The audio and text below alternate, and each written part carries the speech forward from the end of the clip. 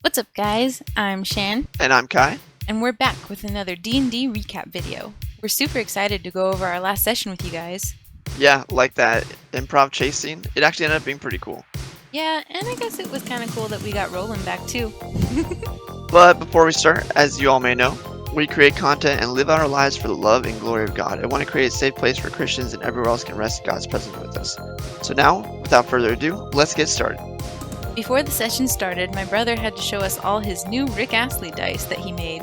So now we can all Rick roll.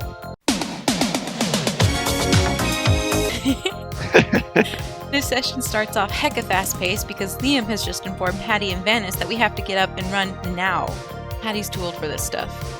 The Goblin Hunter is now the hunted. Not only is he hunted, he's hunted by a specific old woman who knocked him out with the mop. I like to think he ran a little faster at that thought. Brandon has attempted to make a dwarf version of Hattie's figurines for me by squashing her and pulling her apart. Wow. Well, Rolen tries to accidentally trip and fall as well, and he was trying to give the group a better chance of catching up, but he got rickrolled by his own dice and failed the check. The goblin actually ended up catching him before he fell. The goblin is his mom now, and Rolen's not the goblin's first kid. Kai has come up with a super cool, fun, and fast-paced system for us to do a chase scene through the forest. Well, I wanted to do a chase scene, and I wanted it to be very themed to the situation, as the party was sprinting through a forest and would have to be dodging trees, jumping over fallen logs, dodging branches, etc. So I had the player party of Liam, Hattie, and Vanis do a group acrobatics check. I averaged their numbers, and then I did the same for the group of Rolen and the goblin. The goblin group won round 1. We didn't catch up with them the first round because the average of our rolls versus the goblin and Rolen's rolls was off by 0.2. But the party did win round 2. I got a very lucky roll on account of my dice going from 7 to nat 20. Or net 20 with the dice that I'm using. We won the second round with my nat 20 and another nat 20 from Liam's Voidwalker. We're gaining on them. Hattie's old knees won't stop her now. Yeah, get those gains, buff old lady. But then the goblin group rolled really high on round 3, giving them their second win. I had planned to stop when one of the groups reached 3 wins and either the party would catch up or the goblin group would get away. This didn't spell good news for the party. Then, in the 4th round, Rolen rolled a 19 for the goblin group and the goblin got a nat 20. Win number 3 for the goblin group. This caused the party to lose into the forest. Ugh, but who knows where they went off to now? How are we ever going to find the goblin hideout? Hattie complained about being old after the party slowed down to catch their breath, and probably almost passed out. Vanis is making sure Hattie doesn't pass out, and she's looking for rocks. Hattie, who has been wanting to find a walking stick, happens upon a big stick in a bush after a successful perception check. Hattie uses her 6 swole old lady arms to pull the stick out of the bush. The walking stick turns out to be attached to a scarecrow, a sentient scarecrow. Hattie is very excited to have a new friend, and named him Stick. Because of the fact that he's a I had to because my character doesn't know that she has after being and since AJ, Ashlyn, and Bam are likely to watch these videos, this delicate information has been censored. I'm happy to have a friend, especially because Kai informed me early on that these goblins were too mean to adopt, so I couldn't have one. But that was the only good news for a while, as the party had to wander through the forest for some time, trying to find some tracks. They were failing all their survival checks. As we go through the forest trying to find any trace of Rolen and his goblin kidnapper, we all find out in rather unfortunate ways that we are all horrible at surviving. I got a not nat 1. That's a new low for me. Hattie has negative survival skills, and Vanis and Liam have no extra modifiers. Hattie is all brawn and no brains, I guess. At this point as a DM, I was struggling to figure out how you guys were going to find anyone in this forest with no survival skills. So instead, I had Liam suddenly make a dex saving throw. AJ, seeing he's never going to give you up to his dice in an attempt to persuade it to roll well. Never gonna give you up, never gonna let you down. And it works. Liam trips a rope, but just jumps out of it on time as it tightens and flings into the air. Hattie and Vanis stop just in time as well, so they didn't caught in the trap in Liam's place. Our detective Liam leans on his super duper investigation skills to follow the trap to its origin, finding a tree with footprints all around it. Liam couldn't seem to make sense of the tracks he found, so he calls over Hattie and Vanis to see if they can figure it out. And it feels like Sherlock genuinely asking for John Watson's help.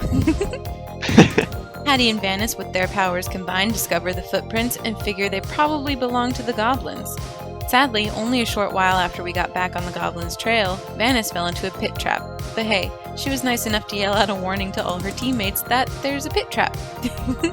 But unfortunately, she took even more damage and is now looking worse for wear since she had been hurt already in last session's ambush. We decided to take a short rest because Vanis only has 2 HP left, but unfortunately she only healed 2 more HP from her hit dice. Maybe sitting still was the way to go because as we sit in this lovely forest, we hear a creak. Following it, we came to a mountainside that we're pretty sure is where the goblin took Rolen. Stick just wants to splash around in the creek, but our kind DM reminds us that dangerous bandit goblins are afoot. Time to get stealthy. Ashlyn got a nat 20 and she has +7 stealth. Girl! We hecka stealth into this place. We found an opening to a cave. Liam goes inside while Hattie and Vanis keep watch outside. Liam finds wolves chained up inside the cave. They look hungry. Liam comes back to relay the information to us, and Vanis wants to be friends with the wolves. Only Hattie make a perception check. Being that she was outside the cave, she hears goblins speaking somewhere around her. Shan asks me if she can understand what they're saying because apparently she speaks goblin too. Brandon wonders why everyone but him knows goblin. Me too, I get you there. Goblins are hiding in the bushes right outside the cave, but with a stealth roll like that, these slackers didn't even notice the party. Apparently the party didn't notice them either though. Hattie wants to knock them prone and grapple them so the party can get information about where Rolen is, but the plan is forgotten as Vanis tries to shoot her bow at the goblins. She misses, hitting a branch from the foliage next to them. Hattie's going in with the frying pan, but rolled so bad that she decided to use one of her lucky points to roll again. She ended up rolling badly again and got just one under the number she needed. Stick has decided to pogo on one of the goblins' heads. Leaping up into the air, he came smashing down on the goblin head like a boss. Now that we're further into the enclosure, fighting the goblins, we realize that Rolen and the goblin kidnapper are taking a rest on the far end of the bushes. Liam comes in and saves the day with 6 damage to one of the goblins. And then Liam calls his Void Husk to slam into the goblin that's now feeling real bad, and knocks him out cold. When Liam's Void Husk slams into the goblin, Liam's smooth British accent suddenly turns into a rough and tough country voice and says, "Yeah! Just like Texas, big and strong, let's go!" Apparently the Void Husk's name is now Texas. Vanis knocks out the other goblin lookout with 1 hit. Hattie thinks it would be cool if a bonfire would appear under Roland's kidnapper as he wakes up, and strangely enough, one suddenly appears. The goblin takes 1 damage on his now toasty buns. Roland just woke up and is scared and confused because everyone has suddenly appeared and his goblin kidnapper is on fire in a bonfire. Dick hops into the air, slamming down on this goblin's head too. Roland then casts Sacred Flame on the goblin kidnapper and knocks him out. Liam sets Roland free of his manacles, then questions Stick, and Hattie says it's her new friend. Roland seems a little unsettled though by the lifeless stare of Stick's scarecrow face. Since we no longer need the goblins for information, and since they're evil, we decided to, unalive them. Roland said within an hour he lost all hope, and that he poured out his heart and secrets to his goblin kidnapper. I didn't expect to find you guys at all. After about an hour went by, let's just say I poured my heart out, my worries and stresses to that one. And so with him they die. So anyway. We all tried to stealth into the cave, but with a group total of 12, it's not looking awesome. Just inside the cave mouth, a few uneven stone steps lead up to a small, dank chamber on the east side of the passage. The cave narrows to a steep fissure at the far end, and is filled with the stench of animals. Savage snarls and the sounds of rattling chains greet your ears where 3 wolves are chained up just inside the opening. Each wolf's chain leads to an iron rod driven into the base of the stalagmite.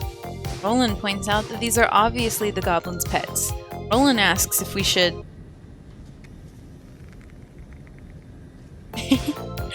We are officially at Cragmaw Hideout, and we got XP for the first time in this campaign. And that's our second D&D session in 10 minutes or less. We hope you guys enjoyed it. Be sure to like and subscribe, and don't forget to join us on Saturdays on Twitch to watch our D&D sessions live. Thanks for watching. See you next time.